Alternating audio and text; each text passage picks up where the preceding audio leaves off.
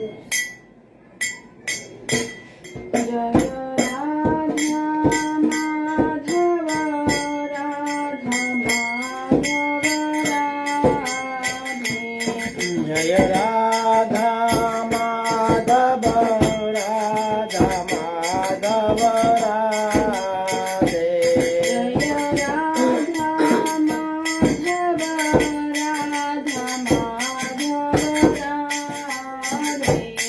जय राधा माधव राधा माधव राधे। श्रीला जय देवर प्राण धन हे। श्रीला जय देवर प्राण धन हे। जय राधा मदन गोपाल राधा मदन गोपाल राधे। जय राधा मदन गोपाल राधा मदन गोपाल राधे। कीर्तन तेर प्राण धन हे। कीर्तन तेर प्राण धन हे। जय राधा गोविंद राधा गोविंद राधे। जय राधा गोविंद राधा गोविंद राधे। रूप गोस्वामीर प्राण धन हे। रूप गोस्वामी प्राण धन हे। जय राधा मदन मोहन राधा मदन मोहन राधे। जय राधा मदन मोहन राधा मदन मोहन राधे। सनातनेर प्राण धन हे। सनातनेर प्राण धन हे। जय राधा गोपीनाथ राधा गोपीनाथ राधे। जय राधा गोपीनाथ राधा गोपीनाथ राधे। मधु पंडित प्राण धन हे। मधु पंडित प्राण धन हे। जय राधा दामोदर राधा दामोदर राधे। जय राधा दामोदर राधा दामोदर राधे। जीव गोस्वामीर प्राण धन हे। जीव गोस्वामी प्राण धन हे। जय राधा रमण राधा रमण राधे। जय राधा रमण राधा रमण राधे। गोपाल भट्टेर प्राण धन हे। हे गोपाल भट्टेर प्राण धन हे। जय राधा विनोद राधा विनोद राधे। जय राधा विनोद राधा विनोद राधे। लोकनाथेर प्राण धन हे। लोकनाथेर प्राण धन हे। जय राधा गोकुलानंद राधा गोकुलानंद राधे। जय राधा गोकुलानंद राधा गोकुलानंद राधे। विश्वनाथेर प्राण धन हे। विश्वनाथेर प्राण धन हे। जय राधा गिरिधारी राधा गिरिधारी राधे। जय राधा गिरिधारी राधा गिरिधारी राधे। दास गोस्वामीर प्राण धन हे। दास गोस्वामी प्राण धन हे। जय राधा श्याम सुंदर राधा श्याम सुंदर राधे। जय राधा श्याम सुंदर राधा श्याम सुंदर राधे श्यामानंदेर प्राण धन हे श्यामानंदेर प्राण धन हे जय राधा बंक बिहारी राधा बंक बिहारी राधे जय राधा बंक बिहारी राधा बंक बिहारी राधे हरिदासेर प्राण धन हे हरिदासेर प्राण धन हे जय राधा कांत राधे जय राधा कांत राधा कांत राधे वक्रेश्वर प्राण धन हे वक्रेश्वर प्राण धन हे जय राधा गंधर्विका गिरिधारी राधे जय राधा गंधर्विका गिरिधारी राधा गंधर्विका गिरिधारी राधे सरस्वतीर प्राण धन हे सरस्वतीर प्राण धन हे जय राधा मदन मोहन राधा मदन मोहन राधे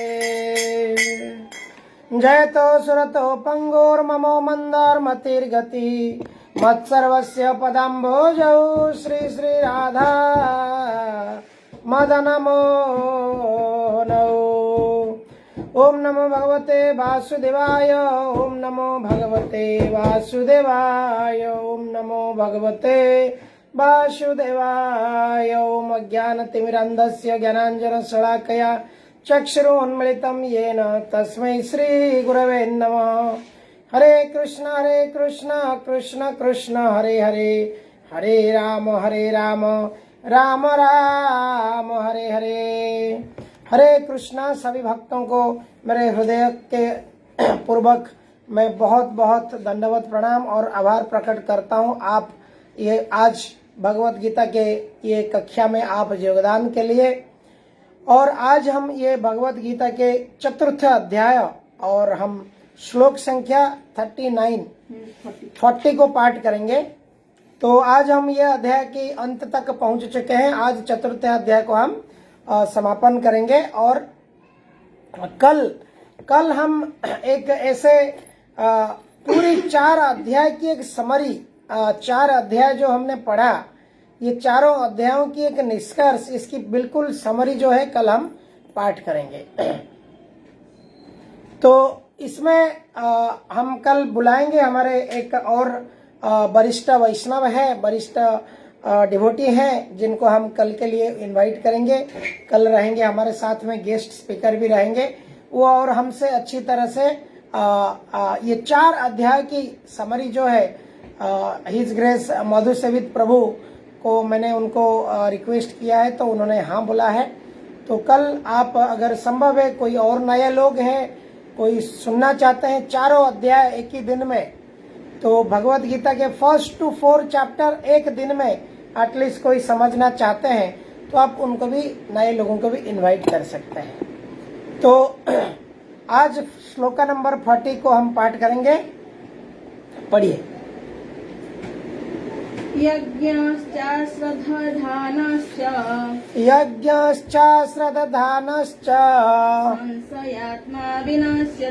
संशयात्मा विनश्यति नायं लोकोऽस्ति न परो न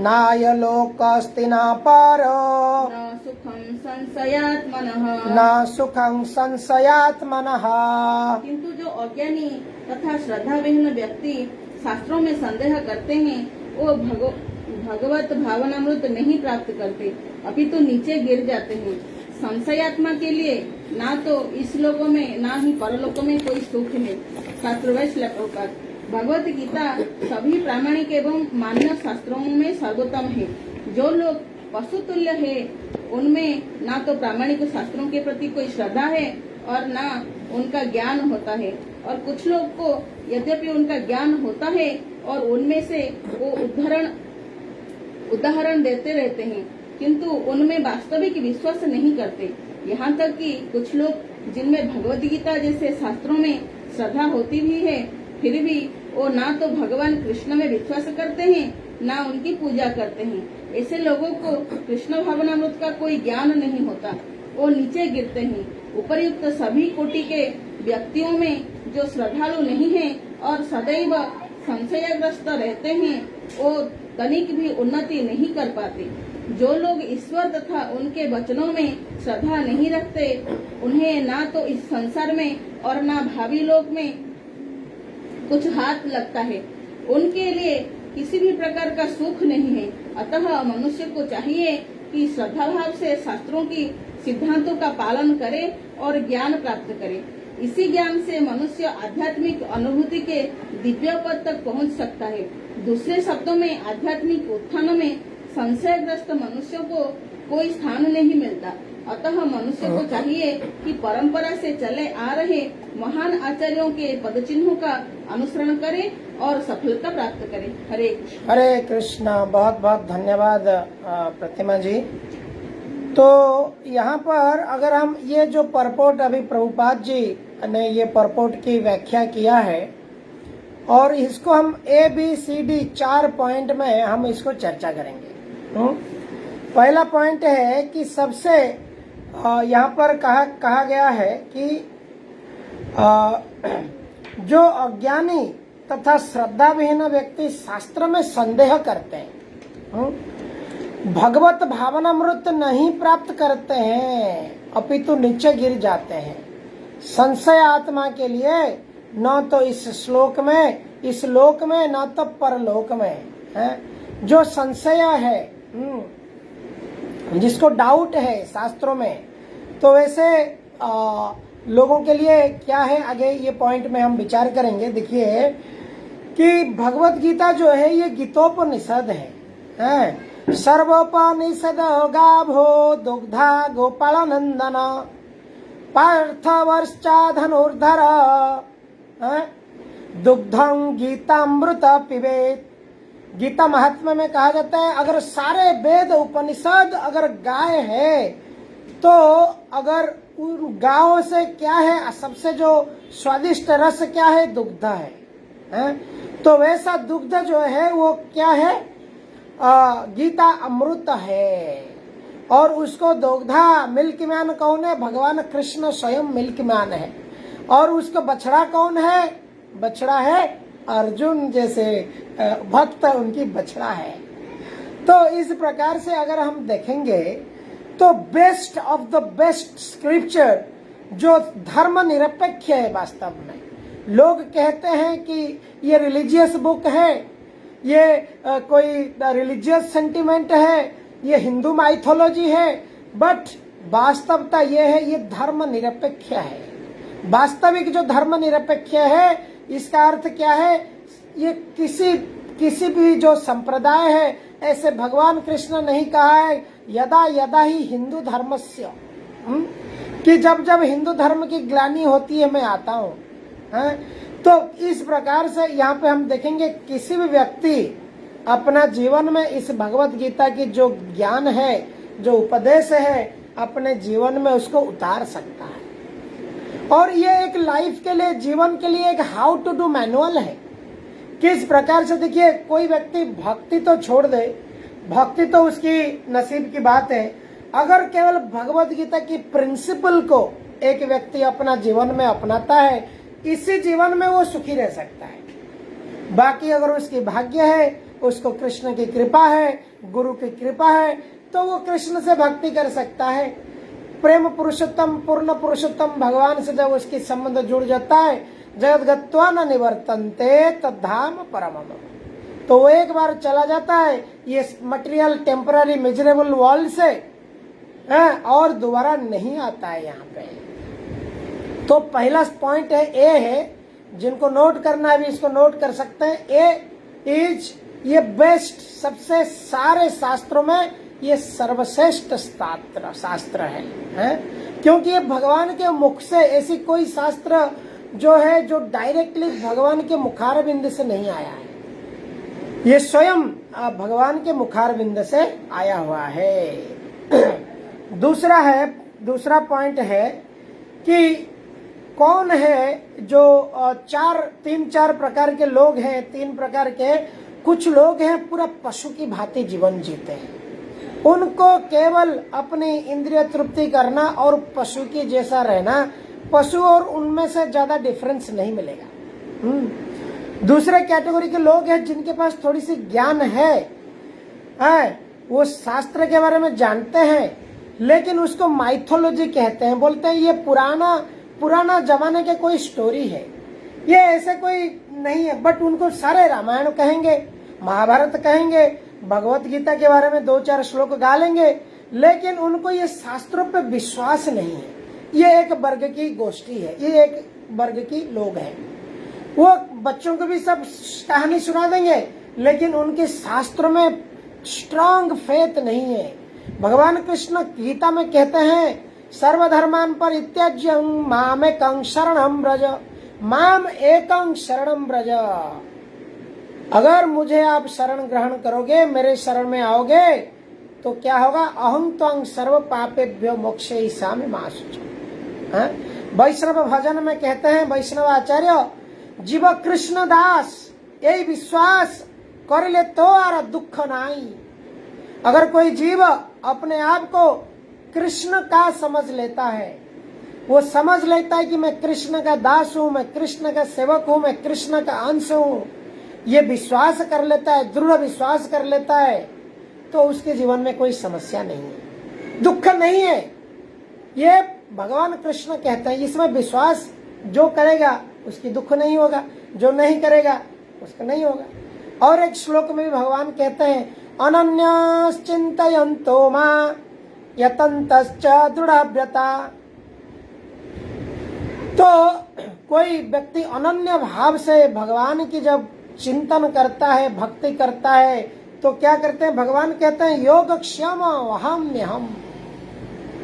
उसकी जो पूरी चार्ज, जिस प्रकार से कोई एम्प्लॉई, कोई कर्मचारी अगर बहुत अच्छी डेडिकेटेडली काम कर रहा है उसकी कंपनी के प्रति, वो कंपनी का जो मैनेजमेंट है वो इंश्योर करते हैं कि ये एम्प्लॉई छोड़ के कैसे ना जाए यहाँ से। जिस प्रकार से ऐसे उसकी ऑर्गेनाइजेशन, उसकी कंपनी उसको रखवाल करता है कि ये अच्छा रिसोर्स है और ये रिसोर्स को मैं अच्छा से क्या करूंगा? रिटेन करूंगा। तो उस प्रकार से भगवान ऑटोमेटिकली, जो व्यक्ति भगवान की इस प्रकार से अनन्य भाव से प्रेम भक्ति करता है, भगवान कहते हैं उसकी पूरी रखवाल मैं करता हूँ, उसका खाना पीना रहना से लेकर सारी चीज मैं करता हूँ। ये प्रमाण है, ऐसे कई इसकी प्रमाण है जो पुराने में पिछले दिनों में ऐसे वैष्णवों के साथ हुआ है, जो वो प्रमाण है ये, क्योंकि भगवान कहते हैं योगक्षेम वहाम्यहम्, मैं उसकी पूरा चार्ज लेता हूँ। तो तीसरा वर्ग के जो लोग हैं, ये क्या है? उनके पास यद्यपि फेथ है, ये वर्ग के पास फेथ नहीं था, विश्वास श्रद्धा नहीं था।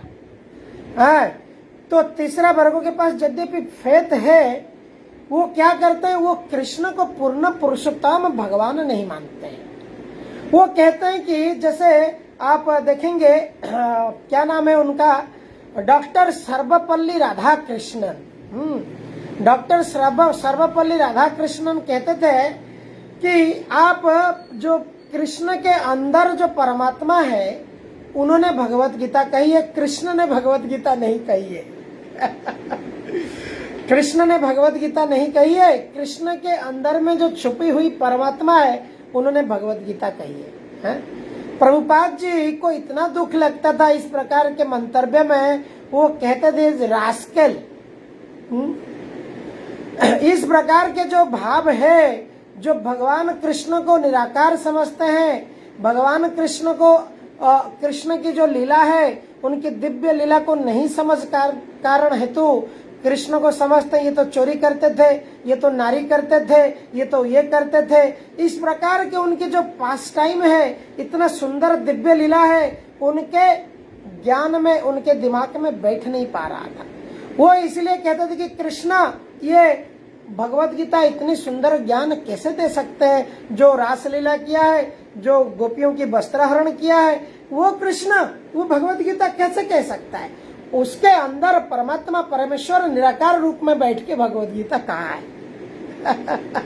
तो व्यासदेव जी इतने मूर्ख तो नहीं थे, गणेश जी तो मूर्ख नहीं थे, संजय तो मूर्ख नहीं थे। उन्होंने कह सकते थे ना कि नहीं, ये टेलीकास्ट जो हो रहा है धृतराष्ट्र को, ये कृष्ण के अंदर की परमात्मा कह रही है। व्यासदेव क्या कहते हैं? व्यासदेव कहते हैं श्री भगवान उवाच वो कृष्ण एतश्च सकला पुंस कृष्णस्तु भगवान स्वयं इंद्रादि व्याकुल लोके। इस प्रकार से व्यासदेव कहते हैं कृष्णस्तु भगवान स्वयं। तो इस प्रकार से जो तीसरे वर्ग है वो क्या करते हैं? भगवान को, अरे हम स्वयं आकार है। बाइबल कहता है, इवन बाइबल में ये भी कहा है, God has created in the image of his own.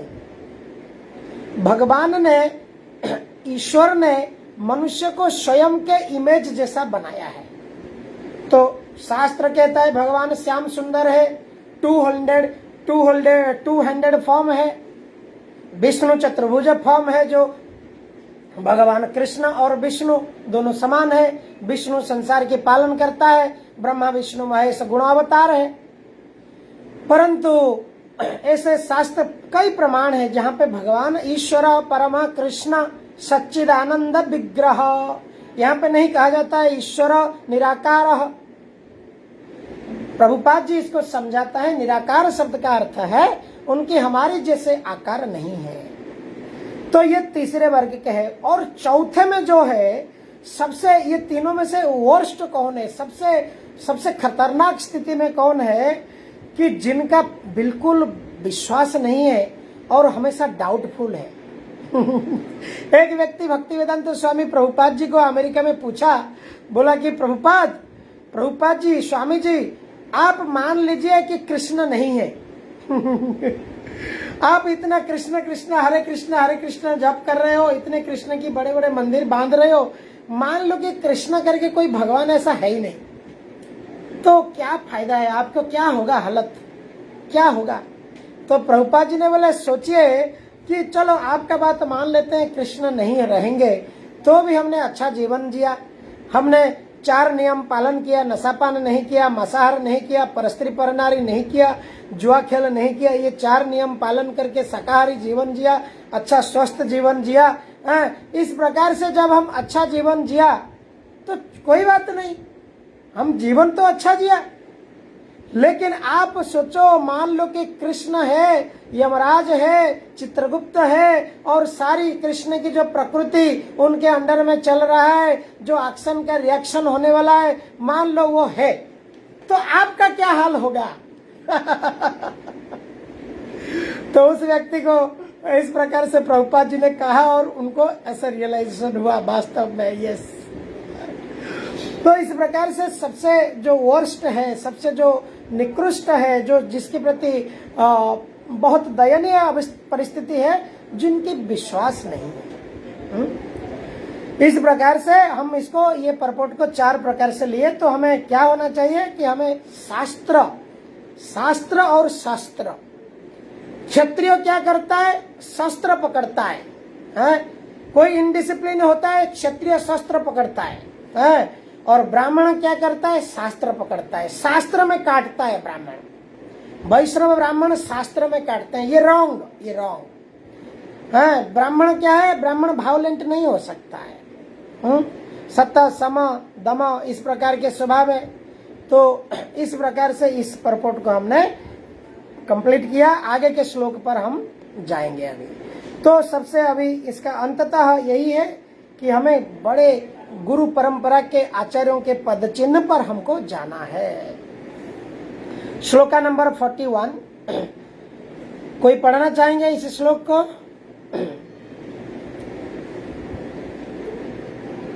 हरे कृष्णा। योग संन्यास्त कर्माणां ज्ञान शिक्षत्र संशयम् आत्मवन्त न कर्माणि निबध्यन्ति धनंजय। जो व्यक्ति अपने कर्म फलों का परित्याग करते हुए भक्ति करता है और जिसके संशय दिव्य ज्ञान द्वारा विनष्ट हो चुके होते हैं, वही वास्तव में आत्मपरायण है। हे धनंजय, वह कर्मों के बंधन में नहीं बांधता है। तो यहाँ पर हम देखते हैं कि किस प्रकार से व्यक्ति अगर कर्मफल को परित्याग करते हुए भक्ति करता है। क्यों कर्मफल को परित्याग करता है? करना पड़ेगा। भगवान कृष्ण गीता में कहते हैं, यज्ञार्थो कर्मणोऽन्यत्र लोकायं कर्म बंधनः। तो इस प्रकार से जब यज्ञ पुरुष के लिए व्यक्ति कर्म करता है तो क्या होता है? उसको बंधन में नहीं पड़ता है। इस प्रकार से यहाँ पर हम देखेंगे कि कर्म फल को त्याग करने से या कर्म के फलों के प्रति आशा नहीं रखने से ऐसा नहीं कि हमको कर्म का फल नहीं मिलने वाला है। कई लोग डर जाते हैं कि हम कर्म तो कर लिया, मेहनत तो कर लिया, सैलरी थोड़ी त्याग कर देना है। ऐसा कैसे कर सकते हैं हम सैलरी छोड़ दे? परंतु या कोई बिजनेस करता है, वो बोलेंगे हमारी बिजनेस की जो लाभ है उसको कैसे छोड़ दें। परंतु यहाँ इस तरह से हमें इसको समझा जा सकता है कि कर्म के जो फल है उसके प्रति हमें माइंड में, मन के अंदर अलग तरह के दिन भर कंटेम्पलेट नहीं करना है। कितना मिलेगा, इतना नहीं मिलेगा तो क्या होगा, ऐसा मैंने इतना मेहनत किया, इतना तो मिलना ही चाहिए, नहीं कैसा भी करके ये होगा। दिन भर हमें इसके ऊपर कोई विचार नहीं करना चाहिए। हम हमारी कर्तव्य कर्म किया और जो हमारी कर्तव्य कर्म के अनुसार मिलनी है वो कृष्ण की इच्छा से मिलेगी और उसको हम कृष्ण की इच्छा, परमेश्वर की इच्छा समझ करके हम ले सकते हैं। और उसको हम भगवान को अर्पण करने के अर्थ क्या है? जरूरी नहीं कि हम अपने सैलरी सारे लेके मंदिर में दे दें। There is some system. कुछ परसेंट अगर कोई व्यक्ति ब्राह्मणिकल शुद्ध चेतना में आ जाता है, वो सोचता है कि मेरे कुछ कर्मों के फल जो है मैं भगवान को अर्पण करूं, गुरु साधु वैष्णव को अर्पण करूं। इस प्रकार से मैं मेरे कर्म के फल को, कर्मिक रिएक्शन से मैं मुक्ति पा सकता हूं। क्योंकि हम जो भी कर्म करते हैं उससे रिएक्शन होता है। जब थोड़े बहुत हम धन को शोधन करते हैं, धन को जब दान करते हैं, कर्म के फल को जब भगवान की सेवा में लगाते हैं, इस प्रकार से हमें इसके रिएक्शन से हमें छूट मिल जाता है। तो इसलिए हमें क्या करना चाहिए? व्यक्ति को पूर्ण ज्ञान में रहना चाहिए, एस्टेब्लिश्ड इन सेल्फ नॉलेज। और दूसरा क्या है? जब ये ज्ञान हो जाता है तो उसको ऑटोमेटिकली क्या होता है, क्या करना है क्या नहीं करना है, वैराग्य जात होता है। आसक्ति धीरे धीरे चला जाता है। तो इस प्रकार से जो व्यक्ति अपने कर्म फलों को परित्याग करते हुए भक्ति करता है, भक्ति देखिए बहुत सारे लोग हैं। देखिए जैसे मैंने कहा कि भगवत गीता कोई भी धर्म की व्यक्ति, किसी भी जात की व्यक्ति, किसी भी संप्रदाय की व्यक्ति इसको अपना सकता है और इसको अपने जीवन में उतार के वो भगवत धाम जा सकता है।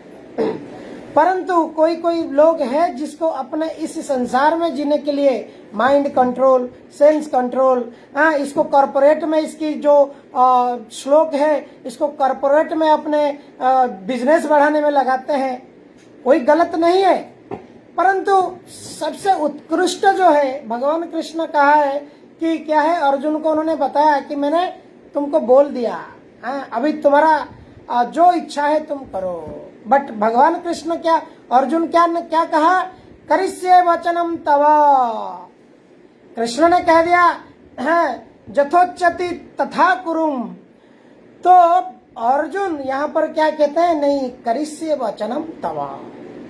तो इस प्रकार से हमें यह समझना है कि हमें भगवान के प्रति जब कर्मफल को समर्पण करते हैं, हम कर्म के बंधन से मुक्त हो जाते हैं।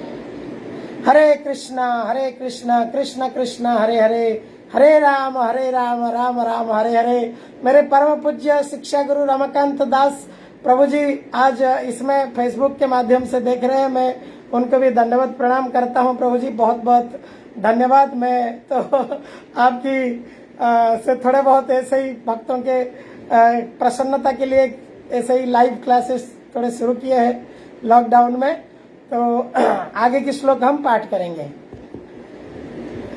पढ़िए। तस्मात् ज्ञान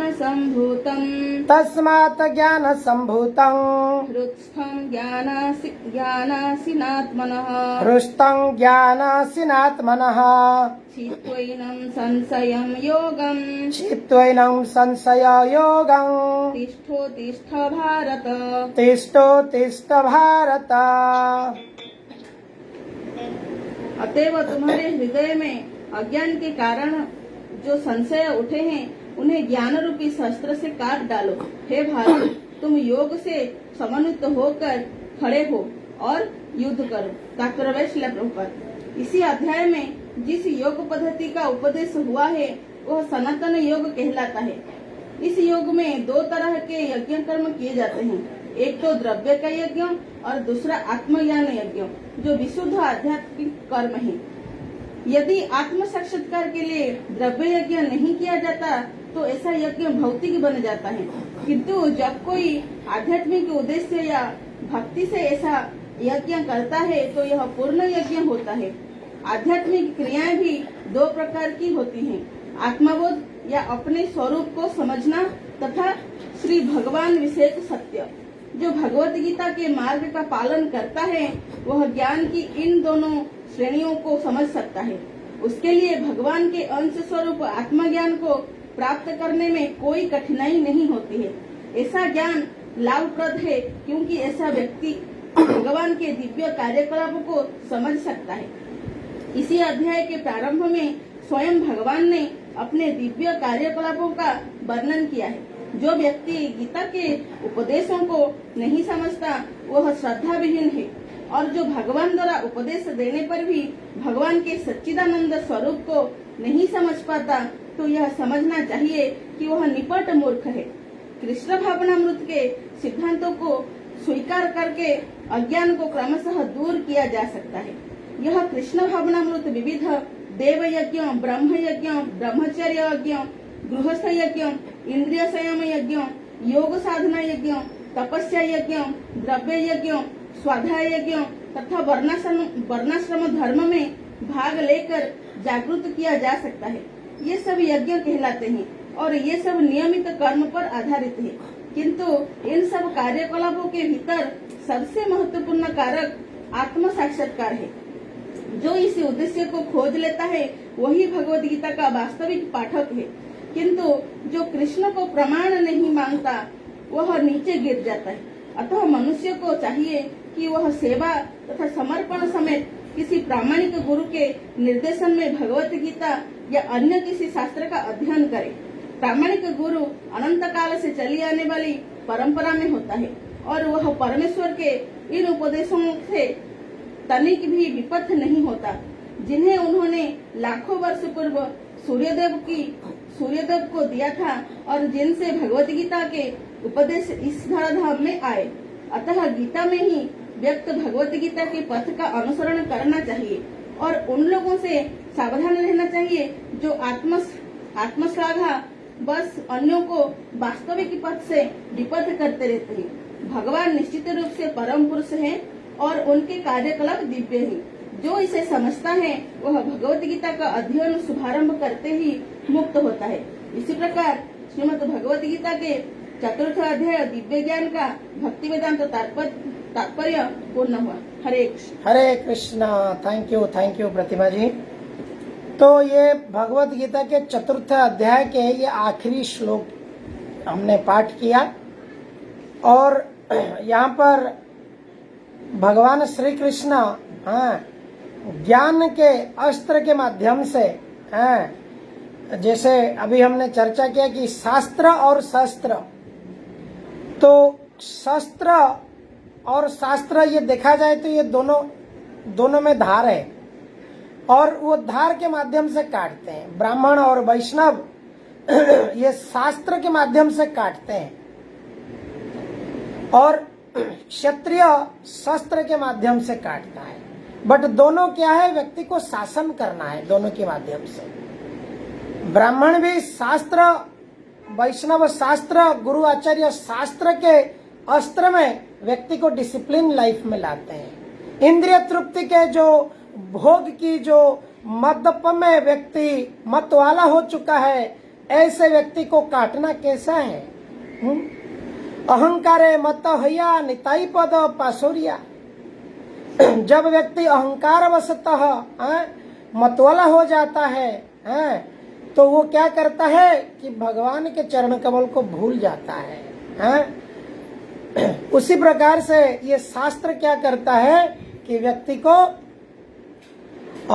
ये शास्त्र से व्यक्ति समझ जाता है, ये नहीं करना, ये करना, ये नियम है, ये सारे रेगुलेटिव प्रिंसिपल्स मनुष्य जीवन की समझ पाता है। तो यहाँ पर देखिए ये ज्ञान योग ये चैप्टर है। यहाँ पे हमने अलग अलग प्रकार के योग, जैसे ये दिव्य ज्ञान है। तो ये दिव्य ज्ञान में हमने चर्चा किया। अगर हम देखेंगे अलग अलग प्रकार की हमने ज्ञान के ऊपर चर्चा किया, यज्ञ की चर्चा किया, द्रव्य यज्ञ, स्वाध्याय यज्ञ है, इस प्रकार से कई यज्ञ है जिसके ऊपर हमने चर्चा किया। जिससे श्रेष्ठ यज्ञ क्या है, प्रभुपाद जी कहते हैं या शास्त्र कहता है, कलियुग का जो यज्ञ है, यज्ञ संकीर्तन प्राय जजंती सुमेधसा। जो सुमेध यानी उनकी मेधा शक्ति बड़े उत्कृष्ट है, ज्ञानी है, बुद्धिमान है, वो क्या करते हैं, कलियुग में हरिनाम की यज्ञ करते हैं। कलिकाले नाम रूपे कृष्ण अवतार, नाम होते सर्व सिद्धु जगत निस्तार। इसी प्रकार से ये जो यज्ञ है सबसे श्रेष्ठ यज्ञ है। तो यज्ञ अलग अलग प्रकार के लिए लोग करते हैं, अपनी भौतिक सुख, भौतिक समृद्धि को बढ़ाने के लिए लोग यज्ञ करते हैं। तो इस प्रकार से लोग द्रव्य यज्ञ, अलग अलग प्रकार की यज्ञ करते हैं। परंतु सबसे श्रेष्ठ यज्ञ क्या है, यज्ञ पुरुष के लिए जब अपने जीवन को समर्पण करें, उनके लिए कर्म करें, वो सर्वश्रेष्ठ यज्ञ है। और ये कलियुग में ये सर्वश्रेष्ठ यज्ञ क्या है, हरे कृष्ण कृष्ण कृष्ण हरे हरे, हरे राम राम राम हरे हरे। तो इस प्रकार से हम ये श्लोक में ये भी समझते हैं कि दो प्रकार के आध्यात्मिकता है, जहाँ पे एक व्यक्ति पहले आत्म साक्षात्कार करता है और उसके बाद भगवान की पोजीशन समझता है। भगवान कौन है, मैं कौन हूँ, और भगवान और जीव के अंदर संबंध क्या है। तो ये जब व्यक्ति समझता है तो उसके क्या बेनिफिट होता है, वो बहुत जल्दी ही जल्दी समझ पाता है कि भगवान श्री कृष्ण उसके जीवन में सब कुछ है। वासुदेवम सर्वविदम सा महात्मा सुदुर्लभ।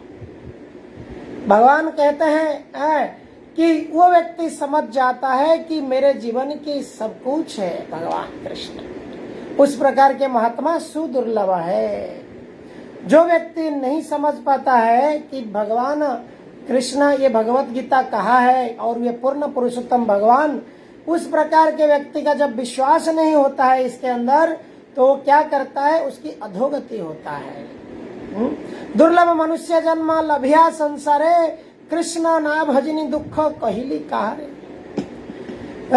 तो इस प्रकार से दुर्लभ मनुष्य जीवन को क्या करता है, वो व्यक्ति बर्बाद कर देता है। जिसलिए जो शरीर मिला है उस शरीर को उसने क्या किया, उस शरीर को किसी दूसरी और तृप्ति में लगा दिया।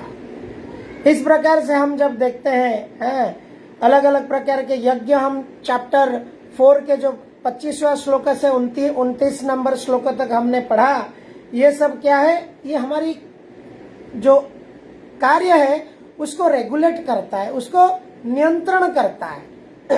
तो रेगुलेशंस, ऐसी प्रकार के नियंत्रण बहुत आवश्यक है हमारे जीवन में, भक्ति को प्रगति करने के लिए। यम, नियम, आसन, प्राणायाम, ये सारे हमने इस चैप्टर में पढ़ा। किस प्रकार से अष्टांग योग की पद्धति है उसको हमने चर्चा किया, परंतु कलयुग के लिए इस प्रकार की योग हम नहीं कर पाएंगे। हाँ, तो आगे हमने देखा कि कैसे एक व्यक्ति भगवत गीता कैसे पढ़ना चाहिए। प्रभुपाद जी अंत में यहाँ पे परपट में कहते हैं एक व्यक्ति एक प्रामाणिक गुरु के पास जाना चाहिए। तस्मात् गुरु प्रपद्यन्ते जिज्ञासु श्रेय उत्तम। तस्मात् गुरु प्रपद्यन्ते। और एक है, और एक आता है गुरु को कैसे तद्विधि प्रणिपातेन परिप्रश्नेन सेवया उपदेक्ष्यन्ति ते ज्ञान ज्ञानिन तत्वदर्शिन। पहला श्लोक में है तस्मात् गुरु प्रपद्यन्ते। तस्मात् मतलब ऐसा ऐसा ये भवसागर है, इस प्रकार की ये समस्या है, इसलिए बुद्धिमान व्यक्ति तस्मात्, इसलिए तेणु गुरु, एक उत्तम गुरु के, एक बोनाफाइड स्पिरिचुअल मास्टर के शरण में व्यक्ति को आना बहुत आवश्यक है। नहीं तो क्या है, सही पशु बड़ो दुराचार, दुराचार है और कुछ नहीं। तो इस प्रकार से एक श्रेय, एक उत्तम व्यक्ति, उत्तम बुद्धि व्यक्ति क्या करता है, भक्त के संग में आता है, वैष्णव के संग में आके कथा सुनता है, प्रतिदिन नित्यम भागवत सेवा, इस प्रकार से जब करता है तो उसको गुरु कृपा करते हैं और ये भवसागर से उसको उद्धार करने के मार्ग बताते हैं। दूसरा है क्या है, भगवत गीता में दी गई जो रास्ता है, दी गई जो मार्ग है उसको अनुकरण करना गुरु के आज्ञा में। तीसरा क्या है कि स्वयं की जो इच्छा है, स्वयं की जो आनंद है, उसको धीरे धीरे धीरे धीरे व्यक्ति क्या करता है, जब इस प्रकार से भगवत गीता के पढ़ता है उसको रियलाइजेशन हो जाता है और उसको समझ में आता है क्या है, अति तुच्छ भोग आसे बंदी होई माया पासे। माया के कवल में मैं तुच्छ भोग के आशा में यहाँ बंदी हो चुका हूँ। अब मैं ये शास्त्र के अंदर, शास्त्र के माध्यम से इसको मैं, ये जो बंधन में पड़ा हूँ इसको काट के गुरुदेव की कृपा से मैं निकल सकता हूँ। तो इस प्रकार से जो व्यक्ति समझ पाता है वो क्या है, वास्तव में वही बुद्धिमान है। सुमेधासा, लोग कहते हैं भाई देखो इसका बेटा कितना चालाक है, क्या क्या कर रहा है, देखो इतने कम पढ़ाई किया था लेकिन बुद्धि कितना है, देखो पढ़ाई भी नहीं किया लेकिन इतना पैसा कमा लिया, इतना घर बांध लिया, इतना इस प्रकार का सब कर लिया, देखो देखो देखो कितना चालाक है। लेकिन शास्त्र कहता है ये तो कौवा भी इस प्रकार का बुद्धिमान है, धन इकट्ठा करने में, चींटी भी बुद्धिमान है। ऐसे कई पशु पक्षी है जो धन इकट्ठा कर लेते हैं कहीं से जाके आहार निद्रा भय मैथुन के लिए, परंतु मनुष्य जीवन जिसके लिए मिला है उसके लिए अगर व्यक्ति अपना बुद्धि को लगाया उसको बुद्धिमान कहा जाएगा। अदरवाइज क्या है, श्रम एवं ही केवलम। हरे कृष्णा कृष्ण कृष्ण हरे हरे, हरे राम राम राम हरे हरे। हरे कृष्णा, दंडवत प्रणाम to all. His grace Ramakant Prabhu ji की जय। Thank you Prabhu ji. हम 2 दिन में प्रभु जी जा रहे हैं वृंदावन। आपकी अगर दर्शन की लाभ होगी, कृपा मिलेगी तो हम प्रयास करेंगे आपके अगर आप वृंदावन में है तो 3, 4, 5 तारीख के आसपास, तो मैं बहुत मेरी आग्रह होगी आपसे मिलने के लिए प्रभु जी। हरे कृष्णा, दंडवत प्रणाम, हरि हरि बोल।